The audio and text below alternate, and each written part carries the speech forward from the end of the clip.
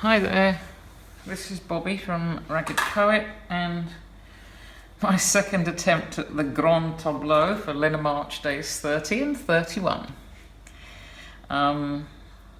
This has been a bit tricky, but it's all learning, and the more I'm just happy that I've done this, that I'm getting to this finishing line. So to save a lot of hassle, I've laid it all out, and I've used a larger deck, which is the Indigo Pane Petit Lenormand Oracle by Beth Salonen. It's a beautiful limited edition oracle that I got a couple of years ago, and the only thing I don't like are the cards. They're kind of, it's all very self-published, and they're just, you know, home laminated, and I don't like the shininess, but the artwork's beautiful. And I've used this in order to represent all the houses. And then I've got the this tiny little basic mini Lenormand deck on top, which is my Grand Tableau, which I've just laid out. So, here we go, looking at the instructions. Look to the house of the significator and what house it falls in for state of being. Look at what line to see how much of her life she is conscious above or unconscious of below. So I didn't choose one, so I'm using the woman, which is in the house of the scythe, and which is about warning and pain and cutting stuff loose. Ironically, it's next to the child, and I'm not sure if the child represents a child, but I had to cut off from my grandson recently, and it was very painful. Repeatedly, and it's in the house of the child is in the house of the whip, and I had to do that several times, and each time was emotionally more and more difficult. I try to read that way from left to right, but I always end up reading from right to left, so I'll just carry on doing that. So we've got above, we've got the whip in the house of the ship, and the ship can mean long in, repeated long ins possibly. The whip can mean repetition. Repeated long ins for home and security in the house of the clover. So luck, a bit of luck, some good stuff to be happening in my home and life, and passion. The rider, a message about passion, and the lily is like passion and sexuality to me, and purity, so it's kind of good stuff. So maybe I've been longing for passion to come into my life, I don't know. So then I've got birds in the house of birds, so communication about communication. Lots of communication. Repeated conversations with a child, which also means new stuff. So repeated new conversations going on. And in this row we've got the stork, which means, I think, transition and change. And the scythe in the house of the garden, which means I need to cut the grass. And the ring, which is a contract or commitment in the house of the tower. So this could be, there's an obstacle, the mountain, the house of the stork, so there's something possibly blocking this positive change and transition. Maybe I need to cut off some communication, or oops, oh no, that was a disaster, wasn't it? Or maybe I've cut off some communication and become aloof in my tower and not committed to anyone or and I tend to do that. I tend to keep myself to myself and be a bit of a hermit, so maybe that's a warning about that, a subconscious warning, because it's in that subconscious line. And like so this is coming from the past, because I read that way, and where's that other card gone? There it is. There we go.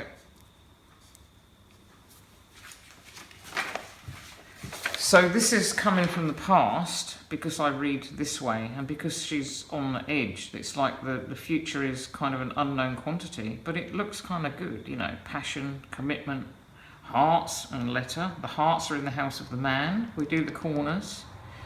Passion's in the house of the rider, so that could possibly be new passions.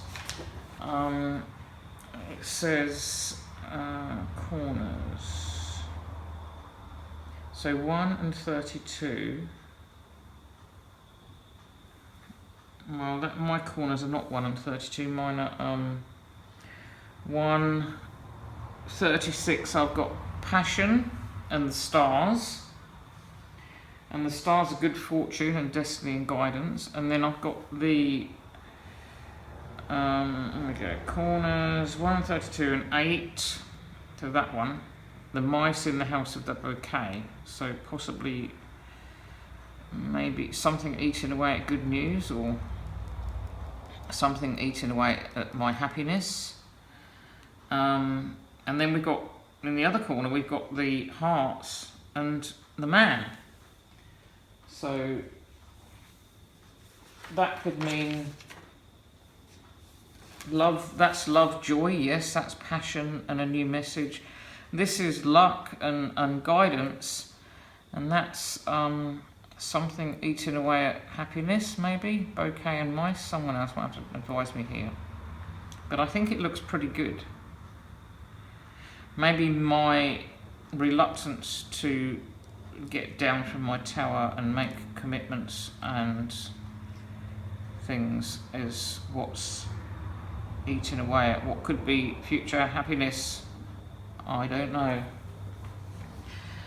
Okay, so we've done above and below. We've done the house that the woman's in, which, what was it again? Oh, it was a scythe, that's right. We've also got the scythe here, so that cutting off thing's pretty, but these are all in the past, we've got to remember this. These ones are in the past.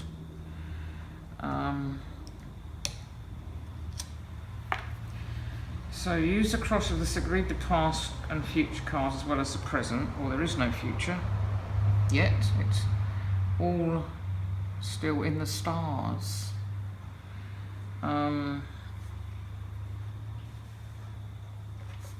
This stars is in the house of the cross. Well, that could be, which can mean fate or destiny. So maybe there is some amazing love and passion with some new guy, and I'm destined to be with that person. Who knows? I think I know who it is. I think it's Tim out of Monty Python. I ordered a little statue of him today. I fell in love with it. He has horns and I really like him. I blame Joyce for that one. This is what I'm using to read all this stuff with. It's a diagram that Kelly from the Truth in Story gave us when we started LenorMarch. So the Knight cards, the Knight's to my significator. It's 1 across and 2 up, isn't it? So I haven't got any that way. But I've got, here I've got the letter, the message. In the house of the woman. A message coming to me, possibly. And is that, so if I go 2 across, is that Knight in the Stalk, transition? A letter coming to me quite quickly? I don't know. So anyway, that's the first bit. That's my attempt at the Grand Tableau for now. It's my very first attempt, so that's going to be that one, and that's day 30. And day 31 said choose another area that you want to ask about in the Grand Tableau as a significator. So what can I ask about? I could ask about man. Let's ask about Tim. Tim from Monty Python. Is he going to arrive in the mail tomorrow? Okay, so we have got the 9 card thing here. So we've got man, who's in the house of the stork. So he's probably transitioning on his way through the post to me at this very moment in time. And then we've got the key and the fox. The fox is usually cunning, I think. And deception clever, duty, deceit. Okay, so we've got duty and the unlocking the key answers, or deceit and answers. Maybe Tim is not going to be the answer to my prayers, I just think he is. And then above that we've got the mice in the bouquet, so this eating away at happiness. A coffin in the house of the coffin. So this eating away at my happiness is going to end. And I've got the path and the snake. And there's going to be a difficult, twisting, winding decision to make.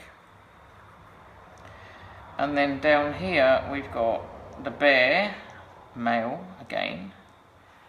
And we have the bear is in the house of the letter, and the fish is in the house of the book. So knowledge and lucky knowledge, maybe. Knowledge of luck, knowledge of resources, and the ring's in the house of the tower, which is amazing. The tower and the ring, there's something going on in this spread because the tower card's on the house of the ring and the ring card's on the house of the tower.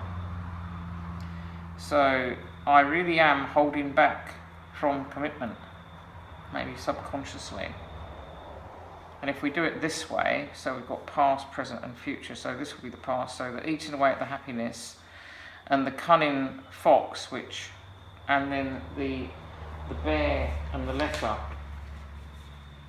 So the bear is supportive, calm, a male, and the letter is written communication. So maybe I've had some written communication which gave me false security and actually ended up not being such a great thing. And then the fish and the coffin. Fish again, what do I say? I say luck, but I'm thinking, oh yeah, material resources, and the man, and the stork, and the book,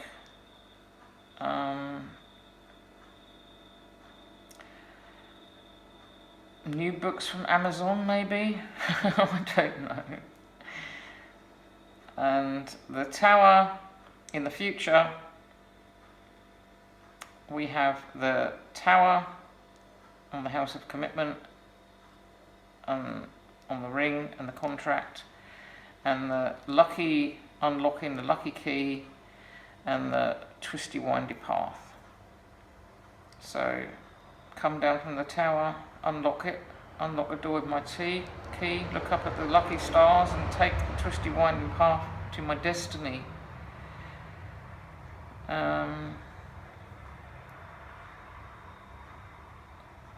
That's it. I can't really do any more because I think I've confused myself and everyone enough. So that's it. LenorMarch 2016, over and done.